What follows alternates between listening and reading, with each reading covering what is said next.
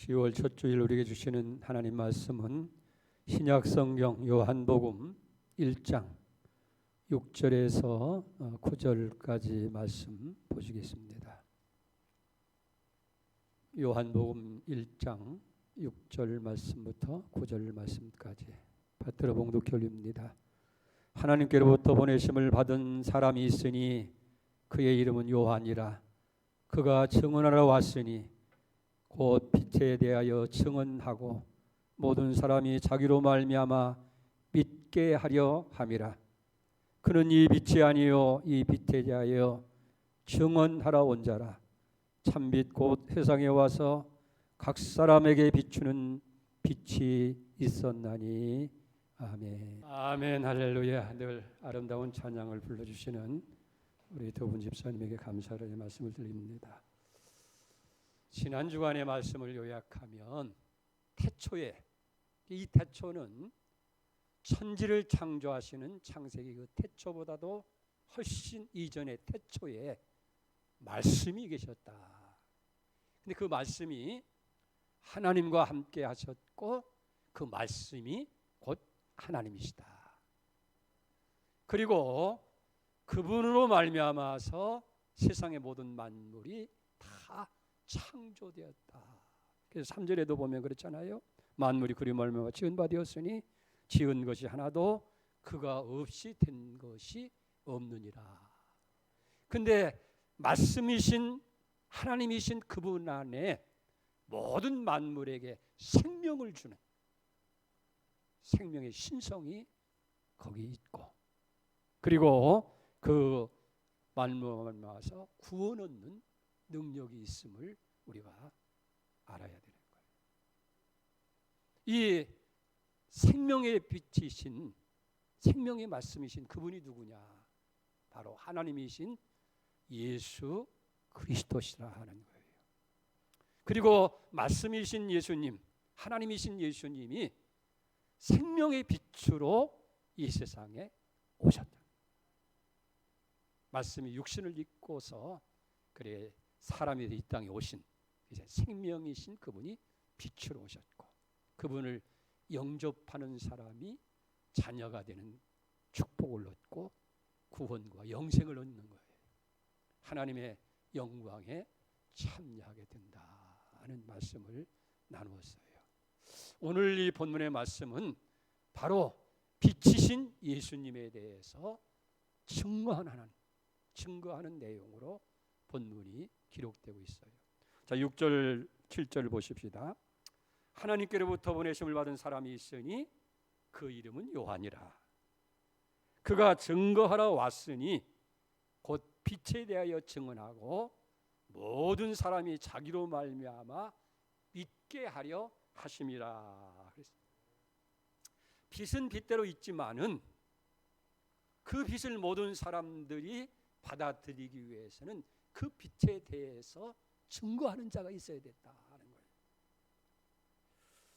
첫째는 빛을 증거하는 자가 있어야 되고, 두 번째는 마음을 감동하시는 성령님이 함께 하셔야 비로소 사람들의 마음속에 생명의 역사. 우리 모두는 다 죄로 인해서 우리의 영혼이 죽은 거예요. 그런데 참빛인 생명이신 그 빛이 우리가 영접하게 될 때 우리 죽은 심령이 다시 살아나는 거예요. 그래서 이 증언하기 위해서는 꼭 두 가지, 그 빛을 증거하는 자가 있어야 되고, 그것을 받아들일 수 있도록 우리 마음을 감동하시는 성령이 함께 하실 때에 우리 안에 생명의 역사가 일어날 수 있다 하는 거예요. 사도행전 8장에 보면 이 빛에 대한 전달자가 꼭 필요하다고 하는 아주 좋은 예가 기록되어 있는 걸 봅니다.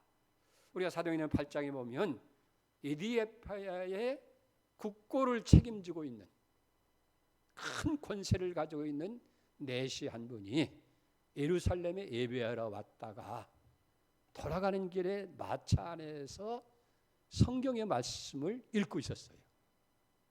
근데 그때 하나님께서 빌립이라고 하는 이 예수님의 제자에게 성령께서 감동을 해서 남쪽 가사로 내려가라.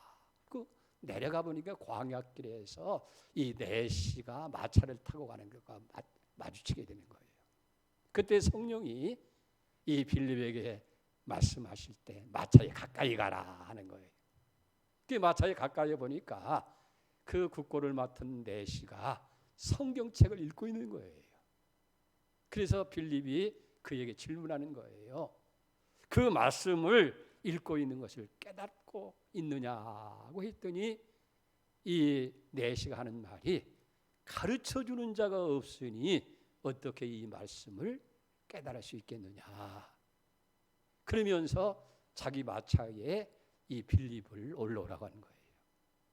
빌립이 그 마차에 함께 타고 있으면서 그가 읽고 있는 성경 이사야서를 읽고 있는데 이사야 성경 내용을 보면서 그걸 자세히 설명해 주는 거예요. 바로 이사야 53장에 나타나는 순환받는 메시아에 대한 기록을 그가 읽고 있는 거예요. 그래서 그분이 바로 하나님이신 예수 그리스도시고 그리고 예수의 복음에 대해서 이 내시에게 잘 가르쳐 줄 때에 깨달음이 왔어요. 그리고 그 예수님을 받아들이게 됐어요. 그 얼마 갔다 보니까 물이 있어서 그 물에 마차를 세우고 둘이 물속에 들어가서 세례를 그에게 베풀어 가지고 이 내시가 이제 하나님의 사람, 예수의 사람이 되어지는 거예요. 그런데 중요한 것은 이 역사적인 사실이 아주 굉장히 중요한 의미를 갖는다는 거예요. 그것은 뭐냐면 내시라고 하는 이 사람이 그런 연유로 인해서 예수님을 믿게 되고 고국에 돌아감으로 말미암아서 에티오피아라고 하는 이 나라가 기독교 국가가 되어지는, 이 아프리카에서 최초의 기독교 국가가 되어지는 놀라운 역사가 일어났다 하는 거예요. 여러분 여기서 보는 것처럼 한 사람이 믿음을 갖기 위해서, 생명을 받아들이기 위해서 필요한 것이 무엇이었어요? 이 두 가지예요. 첫째는 성경이신 말씀의 빛이 있어야 되고, 두 번째는 그 말씀의 빛을 증거해 주는 증거자가 있어야 되어졌다 하는 거예요. 아무리 빛이 있다 할지라도 그 빛에 대해서 증거하는 자가 없다고 한다면, 다시 말해서 그걸 가르쳐주는 자가 없다고 한다면 받아들일 수가 없고 믿을 수가 없게 되어진다 하는 거예요. 그래서 반드시 이 말씀을 증거해 주는 자가 필요하고, 동시에 성령께서는 그러기 때문에 증거자를 세우셔서 사람들로 하여금 이 빛을 받아들이게 만든다 하는 거예요. 그러니까 우리가 생명을 얻고 예수를 믿게 되기 위해서는 누군가의 수고가 있어야 되는 거예요. 내가 하지 아니하면 어떤 다른 사람을 통해서라도 전해야만 이 구원의 역사가 이루어질 수 있다 하는 거예요. 그런데 이 증거는 네 가지 차원에서 이루어집니다. 첫째는 예언적 증거예요. 가령 어떤 사람이 여기 온다고 할 때에 미리 사람들에게 어떤 이런 사람이 몇 월 며칠에 우리에게 오게 될 겁니다. 그러니까 그분을 우리가 맞이할 준비를 해야 됩니다. 이렇게 미리 얘기해 주는 것, 그걸 가리켜서 예언이라고 하는 거예요. 그러니까 우리가 예수님이 이 땅에 오신다고 하는 사실을 구약 성경 선지자를 통해서 수도 없이 우리에게 미리 예언의 말씀을 주신 거예요. 여자의 후손으로 오실 것이고 그 이름을 임마누엘 할 것이고 그가 모든 사람들에게 구원의 빛을 주실 것이라 하는 것을 미가서를 통해서, 이사야를 통해서, 선지자를 통해서 미리 말씀해 주신 거예요. 그렇기 때문에 미리 알고 있음으로 인해서 그분이 오셨을 때 더 효과적으로 그분을 영접할 수가 있게 되어진다 하는 거예요. 먼저 준비가 있기 때문에. 왜? 미리 올 것을 알았기 때문에 이런 성격과 이런 성품을 가진 분이니까 이렇게 준비를 해야 되겠다. 그렇게 하니까 그분이 오셨을 때에 더 효과적으로 그분을 만나고 영접할 수 있는 것 같다, 그런 거예요. 예를 든다고 한다면 제가 가끔 부흥회를 나가게 되어지면 이 교회마다 달라요. 어떤 교회는 미리 그 부흥회를 위해서 사모하는 심정을 가지고 간절히 기도하고 준비한 교회는 첫 시간부터 은혜가 똑같은 말씀인데 쫙쫙 성도들에게 빨려 들어가요. 그리고 변화 역사가 일어나는 거예요. 근데 어떤 교회 가서는 똑같은 내용을 말씀을 드리는데 전혀 준비가 없이 맞이하게 될 때 꼭 벽을 대하는 것 같아요. 말씀을 전하는데도 말씀이 막 튑니다. 얼마나 진땀이 나는 그런 경우를 경험하는 경우를 보게 되어집니다. 그렇기 때문에 미리 증거를 하고 준비하는 것이 필요하다는 거예요. 그래서 예언적 증거가 먼저 있어야 되고, 두 번째는 예수님께서 직접 오셔서 증거하신 거예요. 권위 있는 말씀을 전하시고 행하시는 기적과 표적 전부 다가 예수님이 행하시는 증거잖아요. 누가복음 7장 19절에 보면 세례 요한이 제자들을 예수님께 보내서 물어보는 거예요. 오실 분이 그 당신입니까? 아니면 우리가 다른 분을 기다려야 됩니까? 그때 예수님께서 제자들에게 요한에게 가서 이렇게 얘기해라.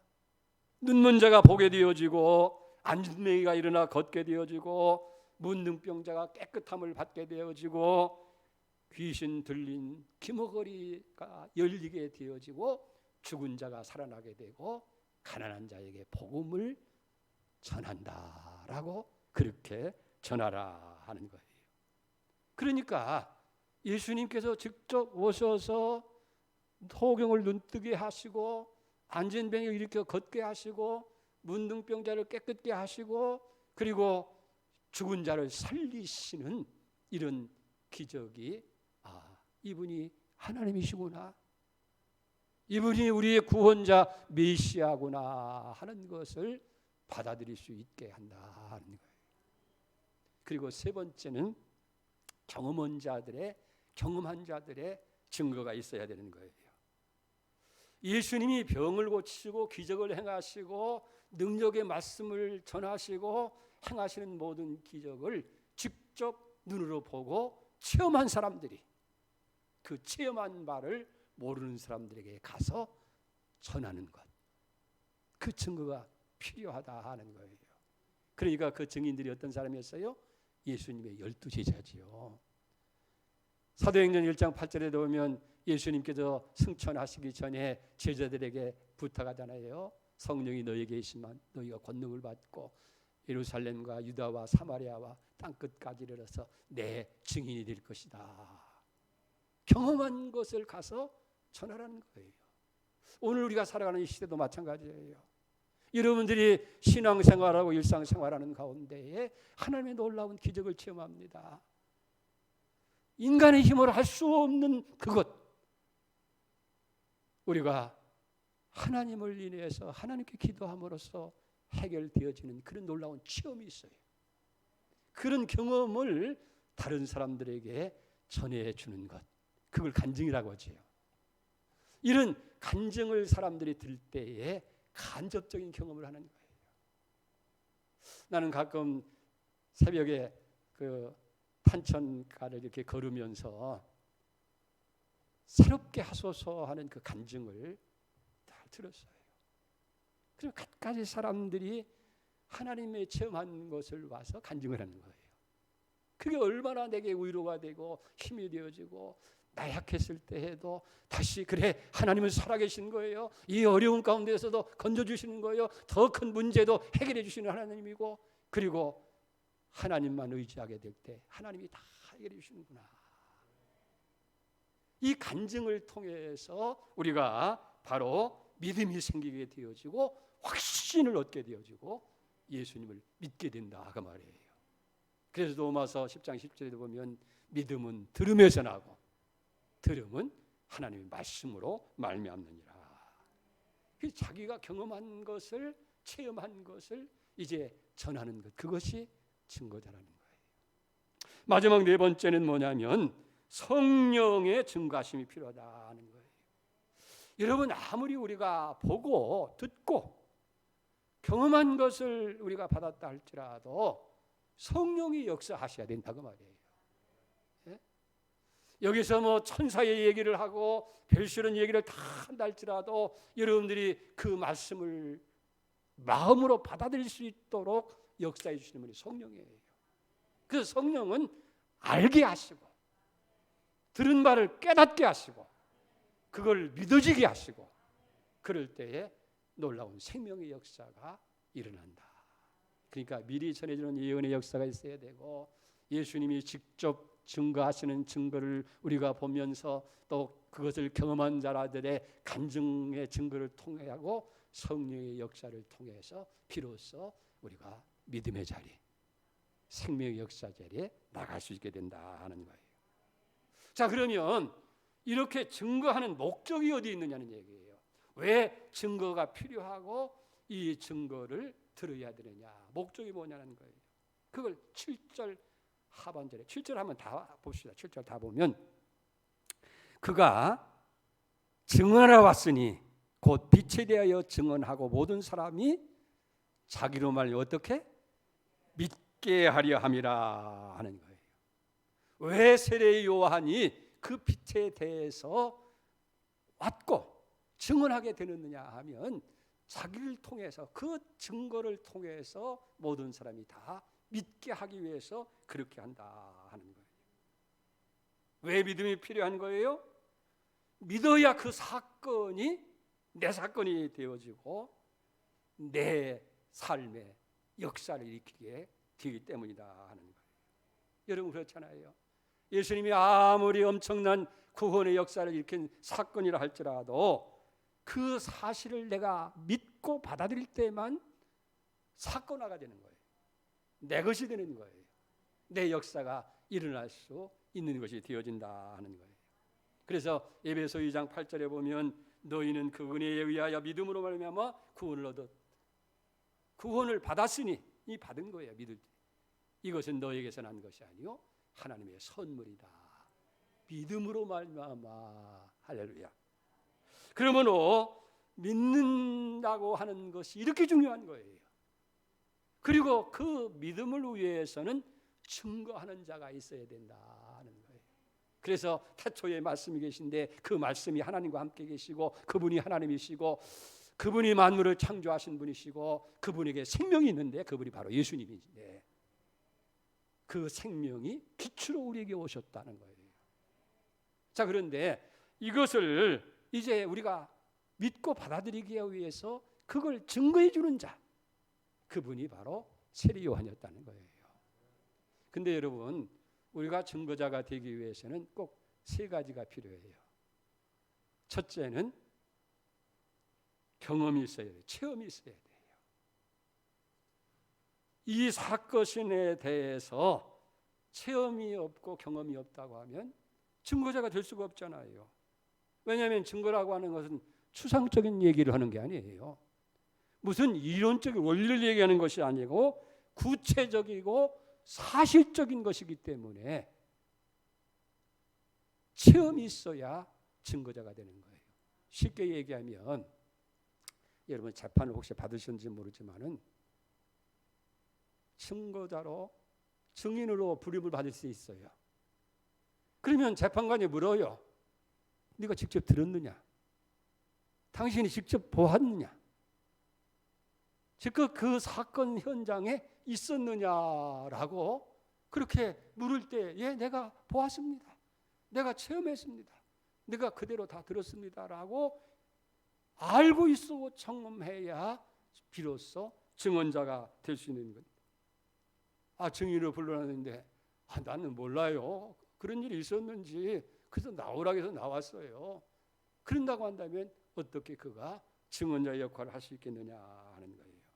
그래서 증언하기 위해서는 반드시 경험이 있어야 돼, 체험이 있어야 된다는 거예요.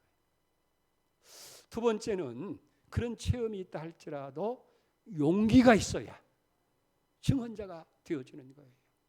아무리 참된 것을 알고 경험하고 보았지만은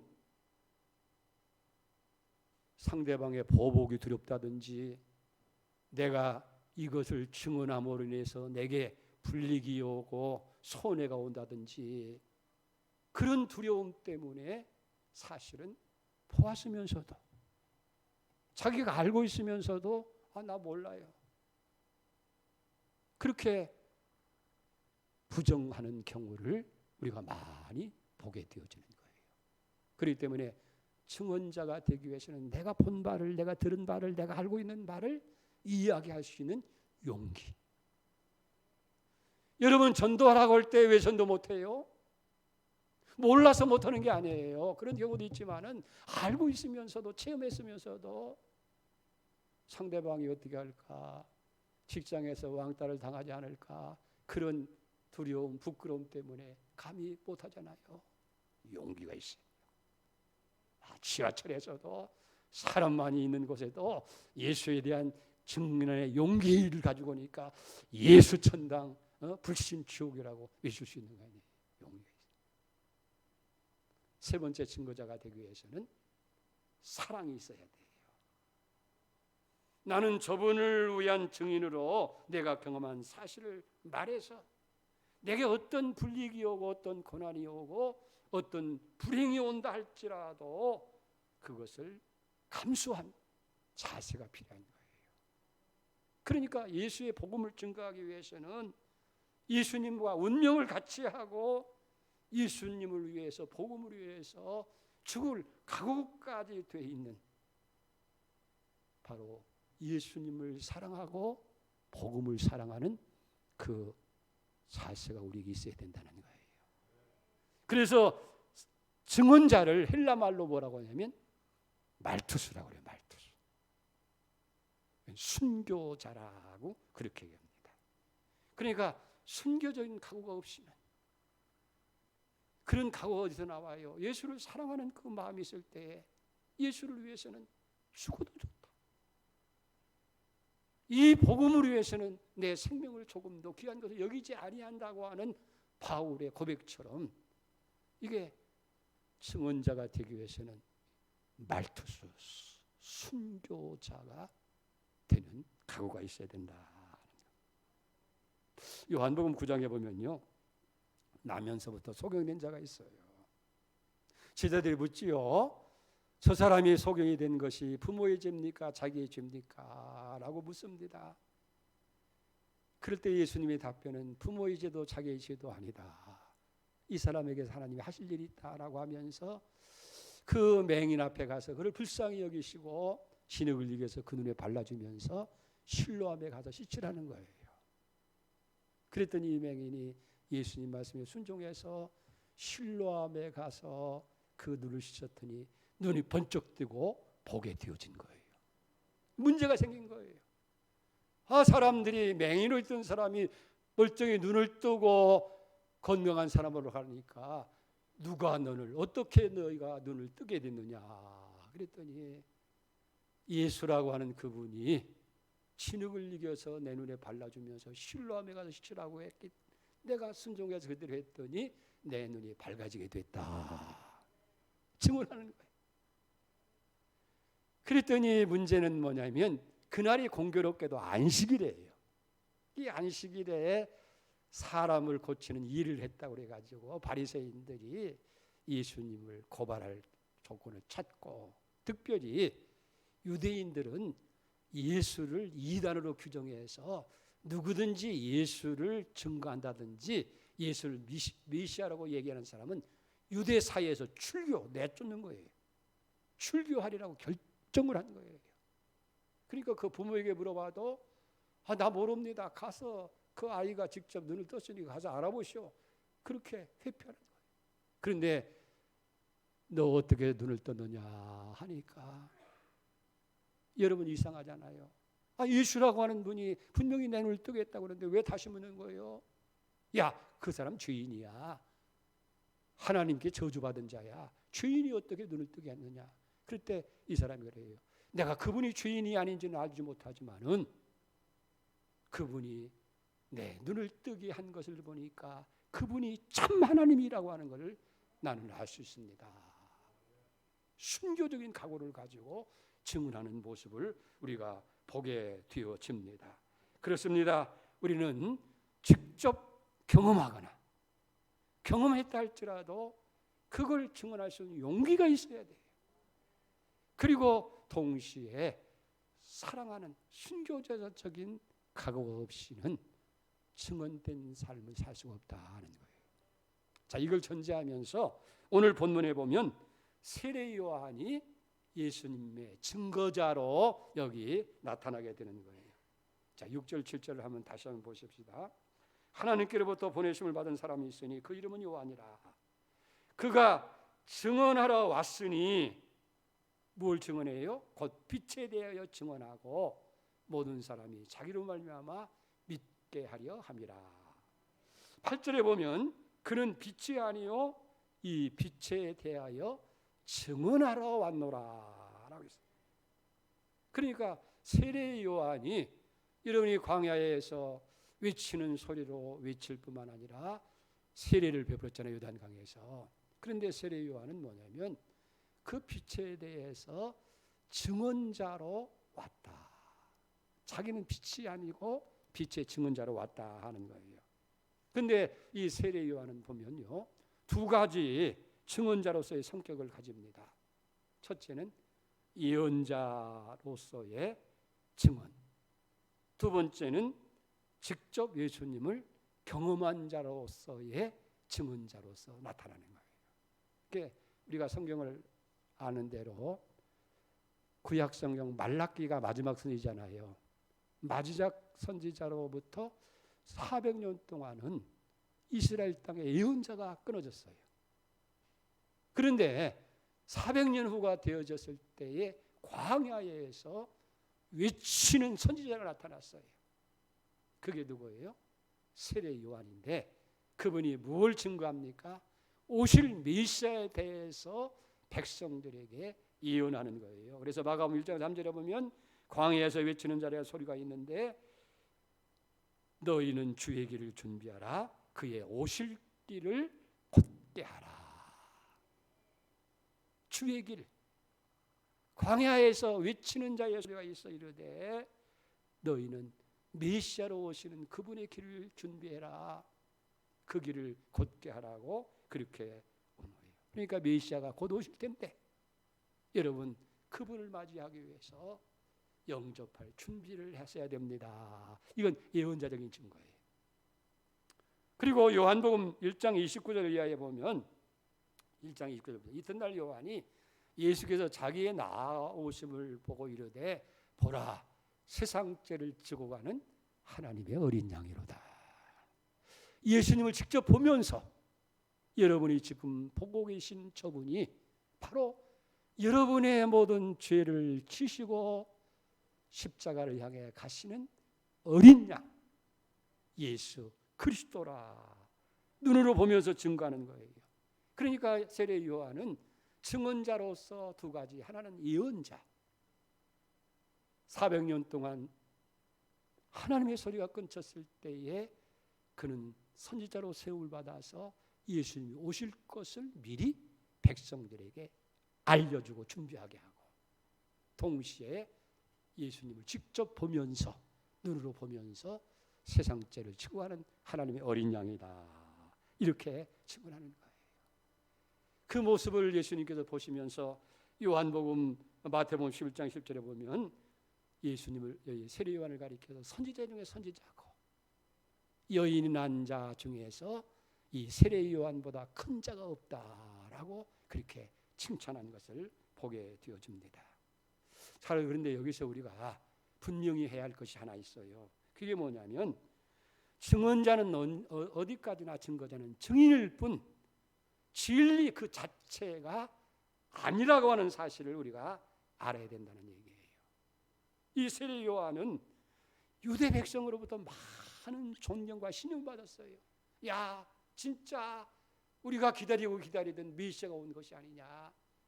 그렇게까지 여기면서 정말 오실 메시아가 당신입니까? 라고 그렇게 세례 요한까지 질문까지 하잖아요. 근데 오늘 1장 20절에 보면은 나는 그리스도가 아닙니다.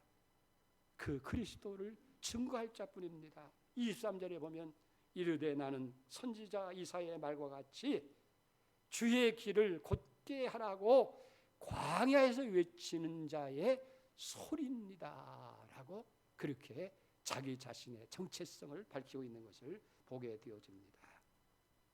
자기 세례요한은 분명히 하나님께서 증거자로 자기를 세우시고 보내셨는데 자기 자신은 그 생명의 빛이 아니고 진정한 메시아가 아니고 그분을 증언하러 보냄을 받고 온 자다 그렇게 얘기하는 거예요. 미국의 대언인이자면 D.L. 무디라고 하는 목사님이 유명한 일화가 있어요. 어느 날 강단에서 아주 열정적으로 설교 말씀을 하고 은혜가 충만했어요. 그러니까 강단에 내려오자 어느 집사님이 한 분이 오셔서 목사님 최고예요. 오늘 설교는 어느 때보다도 아주 은혜롭고 굉장했어요 라고 그렇게 얘기합니다. 그랬더니 무디가 하는 얘기가 그래요. 내가 조금 전에 강단에서 막 내려오려고 하는데 마귀가 똑같은 소리를 합디다. 무슨 얘기예요? 설교는 잘하고 못하고가 아니라는 거예요. 설교는 말씀을 전달하는 거지. 내가 아무리 능력 있게 설교를 하고 잘했다 할지라도 내가 무슨 굉장한 사람이 된 것이 아니라 나는 하나님의 말씀을 증거하는 통로지. 그 진리 자체가 아니라는 거예요. 그렇기 때문에 세례 요한도 여기 마찬가지인 거예요. 나는 하나님께로부터 보냄을 받아서 빛이신 예수 그리스도 메시아 그분을 여러분들에게 증거하는 광야의 소리일 뿐입니다. 소리는 지나면 끝난 거예요. 지금 자기가 메시아가 아니라는 거예요. 그래서 오늘 1장 8절에도 분명히 못을 박잖아요. 그는 빛이 아니요 이 빛에 대하여 증언하러 온 자다. 다시 말해서 예수님을 증거해서 사람들로 하여금 믿게 하는 것이지 요한 자신을 위대한 사람으로 받아들인다든지 믿게 하려는 데 목적이 있는 것이 아니라는 거예요. 설교는 그런 거예요. 전도도 그런 거예요. 내가 전하는 자고 그게 가끔 설교자들이 그런 얘기를 해요. 나는 부족해서 이 설교 못해요. 그건 교만이에요. 잘못한 거예요. 내가 부족해요. 말씀대로 나 다 살지 못하는 건 사실이에요. 그래도 이 말씀을 전달할 책임이 있다는 거예요. 아멘입니까? 그렇기 때문에 설교는 잘하고 못하고가 있는 게 아니고 다만 생명의 말씀 복음을 제대로 정확하게 전하느냐. 전하는 자가 잘못돼서 복음이 빛을 발한다든지 장애가 되면 안 되고 온전한 그 진리를 전하는 데 증거하는 데에 최선과 관심을 두어야 하는 것이 설교하는 사람의 자세다 그 말이에요. 9절 봅니다. 참빛고 세상에 와서 각 사람에게 비치는 빛이 있었나니. 그러니까 예수님은 어떻게 됐어요? 빛으로 세상에 오신 거예요. 근데 우리가 이 예수님의 빛에 대해서 알기 위해서는 이런 빛하면 어떻게 생각을 해요? 우선 먼저 생각하는 것이 자연적인 빛을 생각하지요. 이 생물에게 에너지를 공급해주는 태양빛, 어두운 밝기를 비춰주는 달빛, 이건 자연빛이에요. 또 하나 빛이 있죠. 이건 사람이 만든 거예요. 인공적인 빛. 전기불이 있고 촛불이 있고 등잔불이 있고 가로등 빛이 있고 이건 인간적이 만든 인공적인 빛이에요. 그리고 또 하나는 뭐냐면 그런 형체가 없는 빛이 있어요. 그걸 도덕적인 빛이라고 그래요. 다시 말해서 공자나 석가나 소크라테스나 이런 사람들은 인류에게 도덕적인 빛이 되는 거예요. 그분의 삶, 그분의 말씀, 그것이 사람들의 갈 길을 밝혀주니까 도덕적인 빛이라는 거예요. 그러나 태양이 에너지를 공급 못하게 해서 사람이 전기불을 만드는 인위적인 빛이라고 해서 도덕적인 빛이라고 해서 그 빛이 참 빛이 아니라는 거예요. 참 빛은 오직 예수 그리스도밖에 없다 하는 것을 오늘 얘기하는 거예요. 그래서 참 빛인 예수님께서 생명의 빛으로, 진리의 빛으로, 구원의 빛으로 이 땅에 오셨다 하는 거예요. 그리고 참빛으로 오신 예수님은 어떤 특정한 사람이나 특정인 지역에 국한한 것이 아니라 공간과 시간을 초월해서 온 우주의 빛으로 오시게 됐다 하는 거예요. 그리고 요한은 그 빛을 증거하는 자라는 거예요. 그래서 우리가 그 증언을 듣고 이 참빛을 영접하고 받아들일 때에 우리는 참된 빛에 거하게 돼요. 그리고 이 빛을 거부한다든지 등지게 될 때에 우리는 어두움에 살 수밖에 없는 거예요. 인간의 욕망을 따라서 죄의 길을 살 수밖에 없다는 거예요. 근데 오늘 요한복음 1장에 안타까운 것은 뭐냐면 10절에 보니까 그가 세상에 계셨으며 세상에 그로 말미암아 지은 바 됐을 때 세상이 그를 알지 못하였다라고 얘기를 하고 5절에 보면 빛이 어둠에 비추되 어둠이 깨닫지 못하더라. 어두워진 우리에게 생명을 주시기 위해서 생명의 빛으로 오신 예수님인데 그분이 메시아이고 창조주시고 하나님이신데 사람이 그걸 알지 못하더라는 거예요. 어두운 심령 속에 빛으로 오셨는데 그 빛이 깨닫지를 못한다고 말이에요. 이게 바로 우리의 심정이 아닌가. 그럼 왜 빛을 깨닫지를 못하느냐? 두 가지 이유예요. 하나는 범죄로 인해서 우리 마음이 어두워졌기 때문에 꽉 닫혀 있는 우리의 마음이 빛을 받아들이지 못하는 거예요. 두 번째는 영적인 무지함 때문이라 하는 거예요. 하나님을 아는 지식이 없기 때문에. 그래서 호세아 6장 3절에 보면 그러므로 우리가 여호와를 알자, 힘써 여호와를 알자. 그의 나타나시면 새벽빛같이 어김이 없나니 비와 같이 땅을 적시는 늦은 비와 같이 우리에게 임하시니라 하니라. 자, 요약해 봅시다. 태초에 말씀이 계셨어요. 그 말씀이 하나님과 함께 계셨고 그 말씀이 하나님이시고 그 말씀이 천지를 다 창조해 주시고 그 말씀 안에 생명이 있어요. 죽은 영혼을 살리는 생명의 신성이 있는데 그분이 바로 예수 그리스도시다. 생명의 그분이 이제 어두워진 우리의 심령을 밝히기 위해서 생명의 빛으로 오신 거예요. 아멘. 이제 우리가 어떻게 해야 되겠어요? 그 생명의 빛을 받아들이고 영접함으로 인해서 우리는 구원의 자리로 나가야 돼요. 생명의 자리로. 이건 우리의 할 일이에요. 두 번째는 뭡니까? 이미 생명의 빛 안에 있는 우리는 예수 그리스도를 생명의 주님으로 믿고 영접한 우리는 오늘 세례 요한처럼 이 시대의 증언자, 이 시대에 외치는 소리, 세례 요한처럼 증거의 삶을 살아야 된다는 거예요. 아멘. 다음 주일에는 믿음의 특권에 대해서 이제 나누려고 해요. 기도합니다.